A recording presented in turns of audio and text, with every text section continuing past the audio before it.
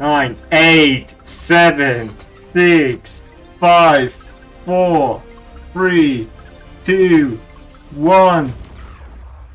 Let's go. Thanks for tuning in, y'all.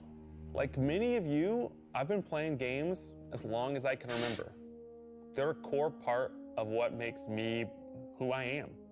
I believe there's this deeply rooted, often unstated mission of games to keep adventure alive. In 2014, Bungie set out to start a new adventure. Heroes awakened on a desolate planet. A silent god set in our sky. And it wouldn't be long before an ancient enemy, shrouded in darkness, showed up at humanity's door to destroy us. Over the years, our heroes would shape a story far greater than anything we could have imagined. Players would explore deep into the depths of darkness, hunting a machine god that controlled time itself. They'd invent ways to combine their mythic weaponry and their paracausal abilities to stand alone against monsters that took others an entire elite squad. They'd race alongside their friends far into the early morning into halls of an ancient city where only a select few emerged victorious at dawn, clutching the heart of a dragon. But most importantly, they'd bring their friends and their family into this world and together meet new faces on this adventure who would become lifelong companions. Now, together, we approach the final shape. We're about to embark on the last expedition of Destiny's first saga. So let's be clear about the stakes. In the final shape, you will go inside the Traveler. The journey will be difficult. And what awaits you on the other side of this trek is nothing less than the deadliest entity we have ever faced. And we're going inside the Traveler. There will be no open betas. There aren't going to be any guides on the internet telling you how to handle what's to come. Whether you've been with us from the beginning, joined us somewhere along the road, or are looking at Destiny for the first time, anybody who shows up on launch day is going to be greeted with this same uncharted world. A vacuum-sealed experience, begging for you to be the first person to peel it open. So today is your invitation to go forth and adventure. Okay, I'm so ready for that. So freaking ready, man.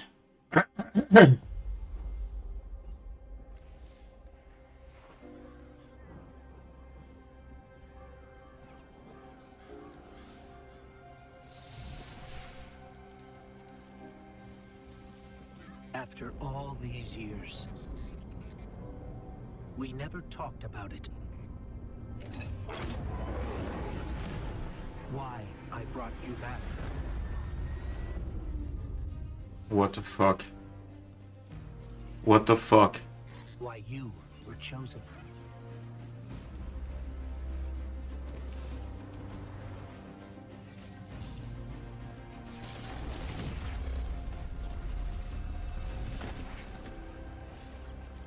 The truth is, I didn't know then. It was just a feeling.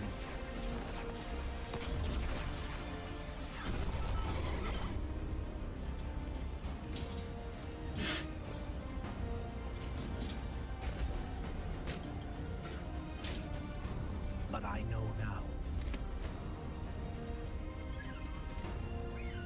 After all we've seen, all we've lost. Fuck. The fuck? This fight might be our last. So I'm asking you. Okay. One last time. To rise.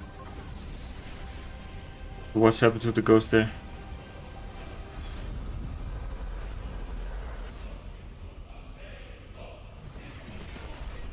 No shot, the new lights up class!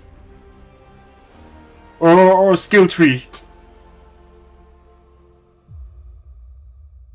Become legend. Oh my god. Out of This the is the Traveler. longest time in Destiny history. We've been building to this moment for the last 10 years. The final shape is the conclusion to that journey. This is a moment in gaming that, as a developer, you just don't get very often. Guardians and allies are fighting the biggest threat that the universe has ever seen in this big culmination of the Light and Darkness saga. When we were thinking of what the final shape could be, it had to be a lot of different things. It needs to pay off this epic confrontation with the Witness that we've been setting up for years. It has to bring you closer to your allies in the Vanguard. It has to be this place that like makes you feel nostalgic for the entire journey you've been on. When we were resurrected by ghosts at the very beginning of this story, we didn't know why, but it was for this. The Traveler is asking us for help, and it's our responsibility to protect every living thing in the universe from what the Witness intends to do. When we first start the final shape, we are finally able to go through the portal that the Witness opened in the Traveler at the end of Lightfall. Inside is the pale heart of the Traveler. That is the stage for our showdown with the Witness. The Witness has the darkness. It has always had a connection to it. The pale heart of the Traveler is what it's trying to use to gain connection to the light. So with both, it can enact its final shape. The Witness looks around and sees a lack of purpose, no meaning. fuck was It this? wants to fix all that. So it's trying to put the universe into this frozen perfection where everything's just exactly how it thinks it's supposed to be. That is the final shape. If we're going to defeat the Witness, it's going to take everyone. Failure is not an option. We're gonna need the Vanguard, all of our allies, and all the Guardians to rally together and be brave in the face of Oblivion. In the final shape, we're going to answer questions at the grandest scale. But what I find really interesting is that it's also a very personal journey where we deepen our relationships with these characters that we've known for so long. Zavala, Ikora, our ghost, get to reconnect with Cade 6. So, like, while there's this great conflict and everything going on around us and stakes of just unimaginable heights, it's still at the end a story told around campfires by a bunch of companions who have been fighting together for hundreds of years.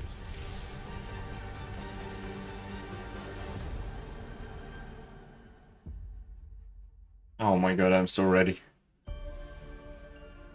So the old school In the tower. final shape, we're going through the portal that the Witness has opened up to confront it and stop the final shape. Inside the Traveler is just infinite, vast, unknowable. And we're landing on the Pale Heart, which is a fraction of really what is inside the Traveler. The Pale Heart is weird.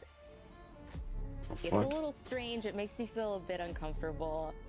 And it is also just so cool and artistic in the best way. The Witness entered well ahead of any Guardians, and so it's had time to kind of shape what's there. When our Guardian enters, the rest of the Pale Heart starts getting shaped also around what we've experienced. This is the Wow. Traveler recreating the world in front of you as it saw on your journey. One of the most memorable locales from Destiny's past is the D1 Tower. It's really a labor of love from the Destiny team. The final shape means so much to everyone who's building it, and I think players are really going to be able to see that. The Pale Heart is our very first linear destination that we've ever done. I would love it if players felt that they began their journey in a place of safety and feel it escalate in danger, in surrealness, because there is this beautiful evolution of the space. They see Wow. things that are more and more wrong as they begin to go towards the Witness's monolith. It's kind of this omnipresent, foreboding thing off in the distance. The weirdest things happen as you get closer to the monolith in the form of reshaping. kind of like deconstructing things and putting them back together just wrong. The sense of scale you get out there, like as you're exploring these spaces and you're jumping on these reshaped cuboids of Earth, you feel tiny as a Guardian. You feel alone. Yeah, you feel really. like you are not the force to be reckoned with that you have been. You're not the God Slayer right now. You're just this little person jumping from these massive pieces to massive pieces. One of the Wow. things that we really tried to also capture is that the Witness keeps throwing everything it has at you. And so you're going to fight these new enemies, the Subjugators. What? Subjugators are the new unit you're going to be facing in the final shape. They have an enhanced power set. They're performing stasis powers and strand powers to face the Guardian, while in support of all the other enemies you're fighting too. They bring something entirely new to the battlefield, which is kind of this element of control. They're back there pinging away with stasis abilities, throwing crystals at you, freezing you in place, tangling you up. Wow. We're focusing you on the campaign and only the campaign. It's the most important thing in the universe at that moment. You have to stop the final shape from happening. And for that, we do. No, man, I'm gonna go into with our PvP. allies, and so we're going to make sure that the core Vanguard team That's gets good. back together. Zavala and Ikora and Cade. The campaign is just the start of the Pale Heart. After you've reached the monolith and finished the campaign, we open up the entire destination, and so the entire Pale Heart is going to react to you and what you are doing. The fuck? The campaign in the final shape doesn't really end with the final mission. The raids are where you defeat like the big bosses. So it's only natural that The when raids? you are going to confront the Witness, you're going to do that in the raid. But that might not be enough. This is a moment where we need to rally all Guardians to be able to overcome What? the final shape and the Witness.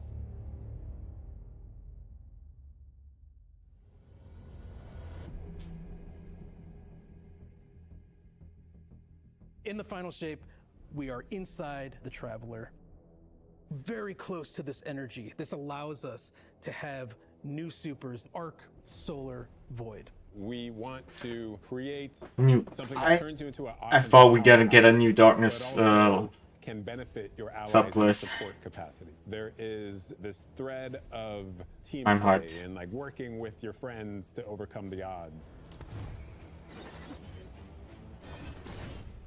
The That Warlock keeps- Super is its ultimate expression Woo, of tight. solar energy coursing through your Guardian. This Solar Warlock Super is a callback to Radiance from D1. Other than Golden Gun, this is the only other first-person super in Destiny right now. Your melee's like all of these projectiles going off, doubling the amount of projectiles. Your grenade almost being sentient as it searches around, and The then it hits fuck? the character and bounces off and goes to another one. And you're so overflowing with this energy that you are also giving it to your allies, allowing them to have their solar weapons supercharged, applying Scorch when they're shooting. The new Solar Warlock. Bro, has- Warlock, when what? I cast my Rift, it is going to create this little solar soul that when it sees an enemy, it launches part of itself out and hits the enemy and explodes and scorches them. It just feels very alive. Twilight Huh? Arsenal. Okay, Warlocks. Well, It's a layered sounds like a W. super. This is the only ranged one-off offensive super for Titans in the game. The Titan jumps up into the air, summons this giant void axe, throws it, summons another one, throws it, summons another one, looks at a different group of enemies, throws it. And when these axes fly through the air, they Oh stick my into the God. ground, or an enemy do their void gravity thing where they suck a bunch of energy and enemies in and then explode. But that doesn't destroy the axe. The axe sticks around, and you and your allies can go and pick up that axe and What? on enemies with it. This super is insane to me. The Void Titan aspect, I press and hold. Oh my God, button it's- to oh, it's take gonna my be so grenade sick. and turn it into the shield. The more damage it takes, the more it charges up, and then I can release that, and it creates this blast that deals massive damage. Wow. The Hunter Arc Super. Arc Hunter is all about Arc finding the Super. shortest distance between 2 points. The Hunter kind of rears back, takes this knife and throws it across the world, and then is able to blink to its position, do the slash that just decimates anyone nearby. One really cool Wow. thing about that is not just you do it once, but you're able to do it 3 times, along with devastating attacks each time you do it. The Hunter has an aspect. We take That's our staff, interesting. twirl it in the air, which propels us upward. It creates this burst. which Titan amplifies you Super is and any the allies most near you. interesting so It far. almost makes it feel like you're playing a fighting game, right? Like these combos that you're chaining together to do these different moves. It like takes that sandbox to the next level. The more aspects we have, the more capable we are to do that. It feels like you're like riding the lightning, you know? Like that instantaneous, like That was good, but I think it's more like, you know? I like it, I like it. Let's go. Weapons team has been working Oh on my all God. sorts of goodness. We've got exotics, we've got legendaries, we've got perks. We're always cooking up stuff. We're always playing with stuff that we think is like really interesting or taking inspiration. We have Tessellation, which is this exotic pyramid fusion rifle. It Oh, has wow. the really intriguing property of adapting your Guardian's current damage type. This will be the first time that you can run a weapon that can adapt to be strand or stasis in the energy slot. So you'll be able to run an entirely strand or entirely stasis loadout. Tessellation has the additional Wow. property that you can special reload to reshape your grenade and suck it into the weapon, and then fire out a super destructive single projectile. It's a really special weapon. What's the one specific exotic that I can make that's like really zany that you would like right now? What if Golden Gun was a sniper rifle? What if you could harness the might of the Traveler? You know, we had a moment where we saw that Traveler Beam cutscene. I know people on Weapons went, I kind of want that. You're like, that is What the incredibly dope. So we've got this opportunity to bring back these iconic Destiny 1 weapons, but really turn it into something that feels unique in Destiny 2. We have to bring Kvostov into Kvostov. Gold. The Red Death exotic pulse rifle. And Dragon's Breath. Burn the world, burn it all. In the final Red set, we Death! have new weapon subfamilies coming, broadening what existing weapons can be. We're really like bordering on exotic functionality. So for example, we've got a rocket pistol sidearm subfamily. We always liked the special ammo what? sidearms. Rocket This pistol? fires tiny, slow-moving rockets. They hit very hard, do a bit of AoE damage. They have a mixture of regular weapon and rocket launcher stats. We're also doing a new support weapon subfamily. The support frame auto rifle is a type of legendary auto rifle. It'll let you switch seamlessly from firing at enemies to healing your allies. I really Okay. expect to bring it to dungeons and keep my team alive, honestly. Yeah, that's Weapons interesting. team is always coming up with new ideas. Auto We've rifle. got a ton of new cool stuff coming over the next few years, and some new and really wild ideas, which we're pretty excited about. Next few years. What? Come on, Image. take a load off. Legends are forever. This place is only big enough for one dashing hero type, and that's me, so... I'm back! Hey, you two, give me a sec. I was magnificent. This is great. Anyone want a hug? Get your rock off my map. Worst case scenario, you die. But who knows? Maybe you won't. The fuck?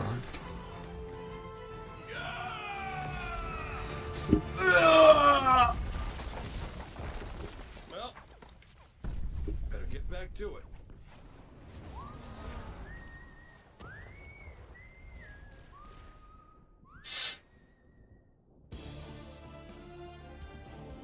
In this moment where we're driving to the end of the Light and Darkness saga, it's great to see Cade like return to this world at this Yes. moment with all this change about to culminate with this confrontation with the long-standing enemy, the Witness. Cade is the quintessential hunter. His presence casts such a long shadow over the story of Destiny, whether it was when he was alive or when he was dead.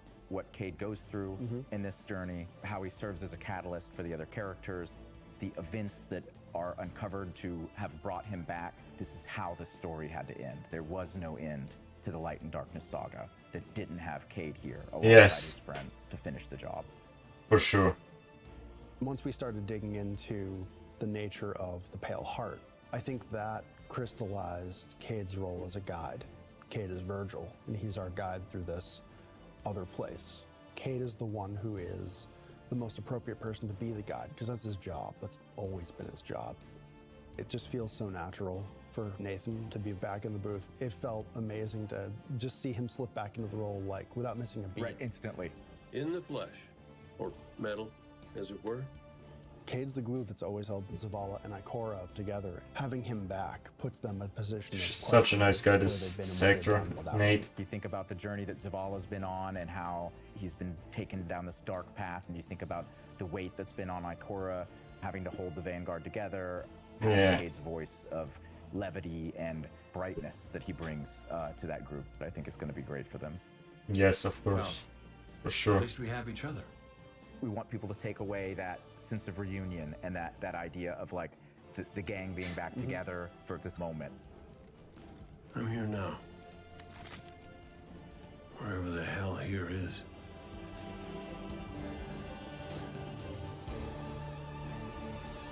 Let's go. Cade is back, and I'm so happy. Is this the showcase? 21 minutes? Unlocking the path. Okay. I think it's just the beginning. Guardian, the witness poses a dire threat. And the Witch Queen holds the answers we Oh, that's the seek. season content. But only if we contend with her sister, Zivu Araf. It rests with me. Will you come back from this? Okay. Do not be afraid. What are those? Other persons. What the fuck is going on? You now wield hive magic and have entwined it with your light. Assault the Spire, Guardian, and open the way to our tides. Wow. Grenade launcher? Let them know fear. What happened to Sabat? Whisper. Oh my god, I forgot her name. Fight in my name, Guardian. I'm stupid. Every opponent you defeat strengthens me.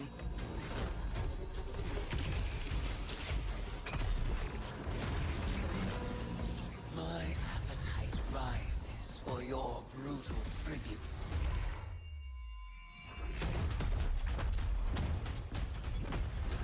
Let us show her what it is to be Hive. Wow. You have sounded the horn of battle! You are deserving of the greatest death I can bestow. Season of the Witch. Yeah, I thought something like that. Season of the Witch. The Season of the Witch is our opportunity as players. We've been annihilating and breaking Hive spells, and now we finally get to cast them. At the end of Season of the Deep, we learn that Savathun has the key to getting into the portal that we need to go into. That means we have to go find Imaru, her ghost. Imaru's like, not so fast. We've got a bigger problem first, and that bigger problem's name is Zivu Araf. If we fight her, she only gets stronger. Eris has an idea. It's a Eris really- movement. It's really It's a wild ass idea, yeah. Wild ass She idea. determines, like, well, the best way to fight fire is with fire. We are channeling all of that energy that we're creating by going through, by eliminating enemies, and we're tithing to our friend Eris. Bring me your tithes. What does that mean for the characters and the player to kind of like be like Savathun? And that's where we went down the path of having Hive Eris. We want to extend that magical fantasy into the player then. That ability to have overwhelming magical power, that risk and reward into all of our activities and systems experiences. And so that's what led us to come up with things like Deck of Whispers. What? It's this magical deck of cards that creates amazing synergies with your buildcraft meta and with buffs and the activities. They can then choose these cards at will, whichever ones they want, and then that really leans into the build crafting. You actually are getting cards that you can then use to place on the battlefield. Build crafting? I'm such a sucker for deck building. Like being able to like bring that element into Destiny gameplay has just been like, oh, chess. Yeah, it's really super fun.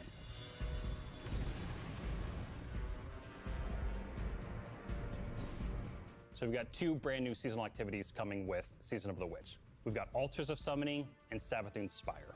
Savathun's Spire is our new 3-player offensive. You're doing a lot more with the Lucent Hive magic, but it's got a high amount of combatant density. It's got additional random encounters that you can come across. The Witch's Spire itself, Savathun's Spire, was like her reliquary for all these different magical experiments as she was learning the light. You're there in order to learn as much as you can in order to become a master spellcaster, right? To become like Savathun. The Altar of Summonings activity is really exciting because you can spend like 20 minutes in it or you can spend 2 hours in it. It's a 3-player experience that you can hop in and hop out of. As you're going through this activity, you're filling the tithing bucket. As that tithing bucket is filled up, you'll get progressively more rewards. And then finally at the end, it'll cash out and you'll get a whole mess of rewards. Whoa. We This really season wanted looks to make sure fire. that there was a home for any exotic mission content coming in seasons after the year has passed. And so we developed what we're calling the Exotic Mission Rotator. Right away, we're getting Presage, Vox Obscura, and Operation Seraph Shield. This is some of the most fun content the team has making, Okay. some of the content the fans and players of Destiny love the most. The most exciting thing, outside of just the missions themselves, is that every time we put a mission inside of that rotator, the exotic that comes alongside of it will become craftable. Whoa. With Season of the Witch, we have a brand new Vex. That's lo-fi actually PvP sick. map coming. Proto It's really Works exciting. works. It's got a bunch of really tight Okay, gameplay map. experiences. We wanted to make sure that we focused the combat a little bit more. With the new Vex network map, we really wanted to make sure we hit is like, hey, you're shoulder to shoulder more often. There's not as much deep sight lines that you're interacting with. And a lot of the flow of the map is actually built around this like kind of central pillar of the Vex network that you're orienting around. And there's also some modes coming too, right? We've got a new PvP game mode coming that's all about relics. It's about multiple relics, so it's not just one like the Scorch game mode from the past. So we've got the shield coming from Vault of Glass, we've got the spear back from Season of the Risen. And we've got the scythe from Season of the Haunted.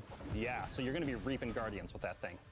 It's a lot more tactical gameplay. Okay, It's this all about running mode around could the be map, interesting. claiming these relic dispensers, and then grabbing them in order to push for victory. I will take what I need. The words in my throat are the weapon in my fist. We were feeling pretty hypey this season. Obviously, there's something in the air. And so when thinking about like what's a good She's raid kind of fun. proposal that would really suit this very hypey season, there's only one answer. So Air is gonna transform into a hive. Be me? Okay. Here we are. Rhoda. have seen what the Hive call a god. Rhoda's Ants returns.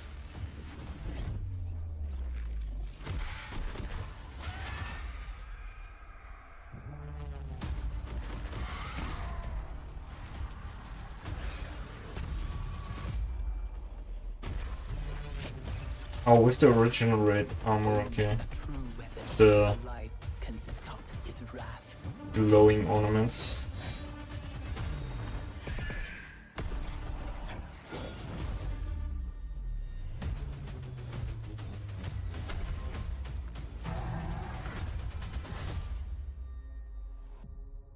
Open to all players.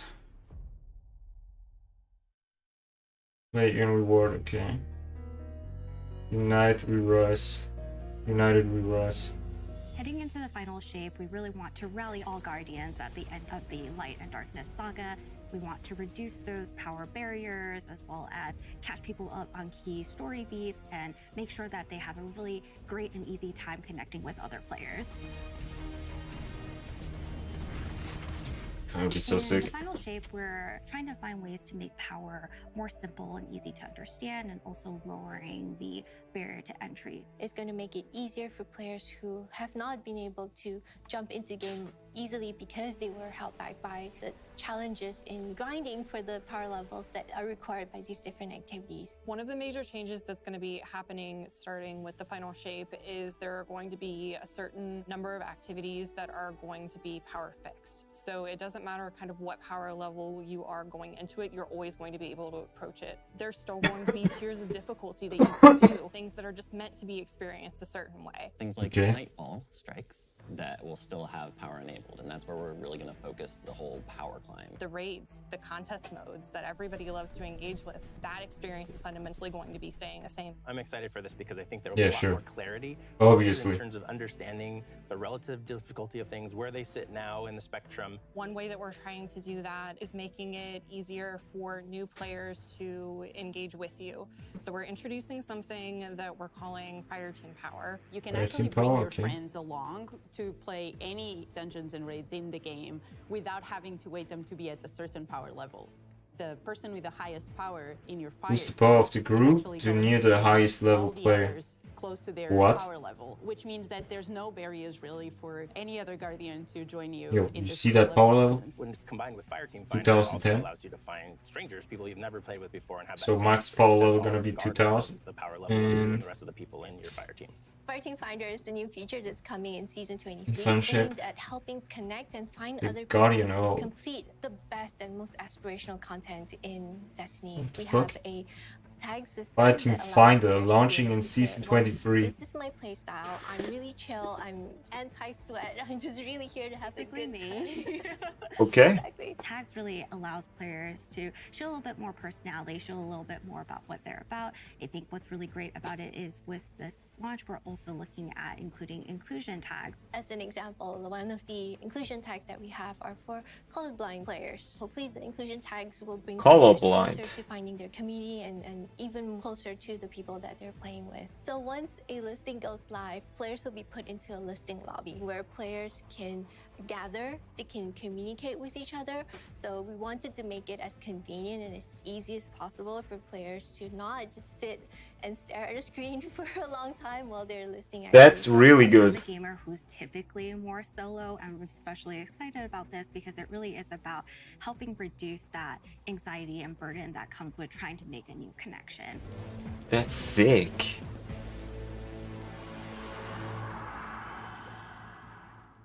The feature coming out today that I'm incredibly excited about is Timeline Reflections. Essentially what we have done is we've Free went for all out to players. expansions and pulled out missions that we felt really represent key narrative beats within our story. We are going to have a mission for Forsaken, mission for No Knight, shot. as well as a mission for Witch Queen. Thanks for the memories, Guardian.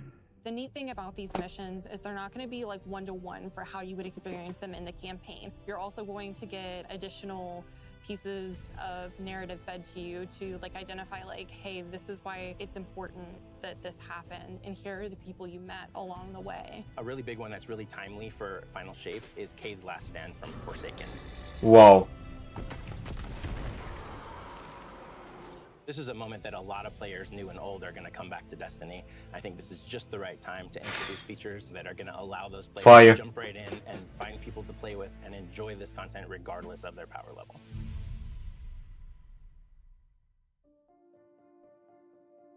All ends are beginnings. We're reaching the end of this 10-year journey. What comes next? The episodes. And the new way we're going to tell stories moving forward. What's really important about episodes is that it's a really big shakeup to what we've been doing. Instead of providing 4 seasons a year, you are going to get 3 larger episodes. And so the first 3 What? episodes in this coming year are called Echoes, Revenant, and Heresy. It's coming right after the final shape. For the year is going to be all about the consequences Okay. of the final shape. I think what's really the cornerstone of the episode model that we're building is the 3-act structure. The acts act as these anchors for us to New quests, new story, new activities, new weapons, new armor, activities. There's gonna pass be new missions rewards, coming around the pass corner, ranks, story moments, and every artifact single one of those mods. acts, we're actually providing more cinematic styled experiences What? throughout the final shape year and the episodes with it than any of the seasons we've ever developed before. These new stories are actually playable as standalone. Like each episode is something you can experience whether you've been playing Destiny for 10 years or this is your first one. you're going to be able to basically enjoy them in any order you want to. I think the opportunity with this big epic moment is that we get to innovate the game. We get to move the game forward. It's all about change frequently. It's all about deeper story moments. It's all about more weapons, more loot, more often. And it really provides the team with a platform to go much deeper into the themes and fantasies and story of any individual episode as compared to the seasons you know of today. I'm so excited to see what the narrative team can do with this kind of new platform. Objects to storytelling. change. Episodes provides this awesome foundation for the future of Destiny. We're moving into the next stage of Destiny 2. I think some people look at the final shape and they think Destiny 2 is coming to the end. And in many ways, it's the opposite. We're leaning in. We're putting the pedal to the metal. Episodes provide us a new, innovative way for players to engage with Destiny 2. That's cool. That's cool. Sounds promising. What makes a guardian a guardian? Devotion, bravery, sacrifice. We know that we were chosen for a reason, by something greater than ourselves. Guardian. Guardian? Eyes up, Guardian. Shaped by the fires of each new battle, we are forged and sharpened into what we must become for the fight ahead. We are the final line that... Can we play Red War missions too? They're gonna bring back the missions. Every hunter. What is it the Guardians say? Devotion inspires bravery. Bravery inspires sacrifice. Sacrifice leads to death. Hmm. The line between light and Dark is so very thin. very thin. Let's cross it together.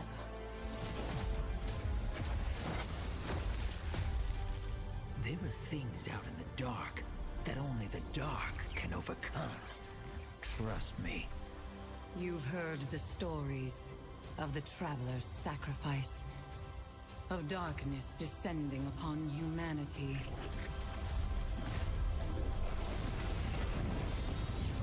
Now the race is its end.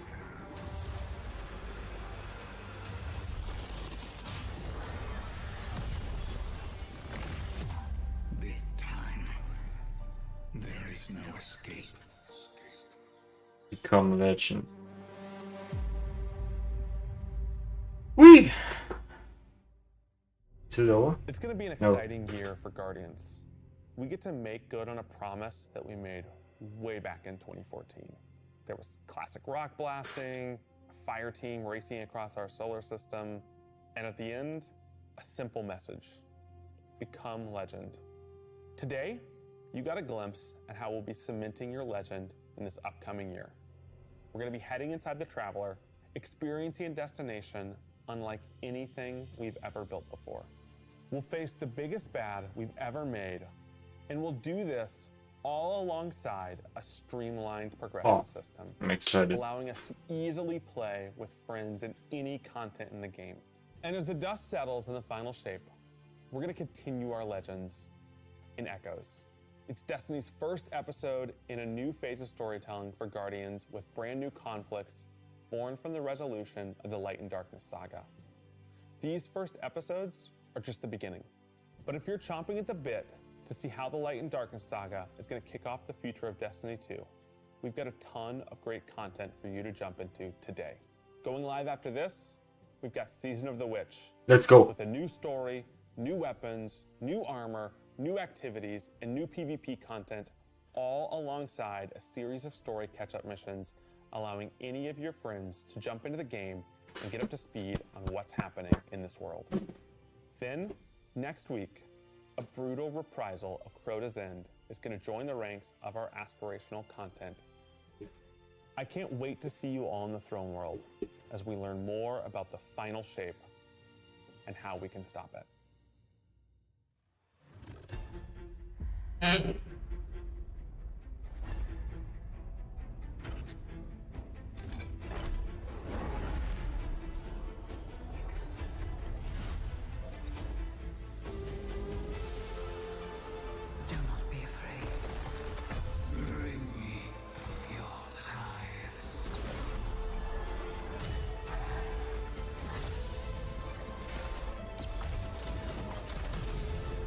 After all these years, all we've lost. This fight. Warlock Super looks like you don't need to do anything, bro. Skill based, bro. To rise. One last time. Wow. Great showcase. Collector's Edition reveal. Okay, okay.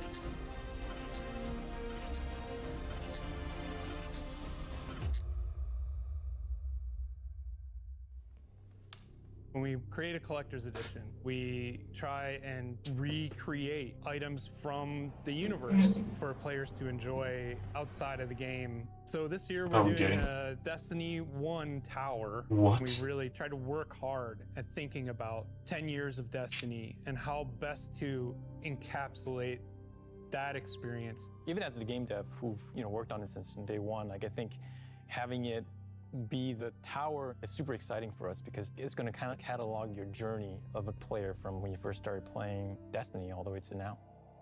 The tower, it's kind of like the beacon in which you're a place you can call home.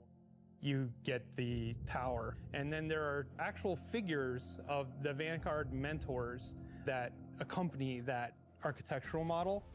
And there's a lot of like hidden messages and hidden things. There's gonna be some fun surprises. We're always trying to push the envelope. And so we've been playing a lot with magnetic locks and sound effects and lights, just sort of make this experience as a whole really special. It's sort of the perfect symbol of Destiny. I'm so excited for it. Me too. I'm thinking about buying it.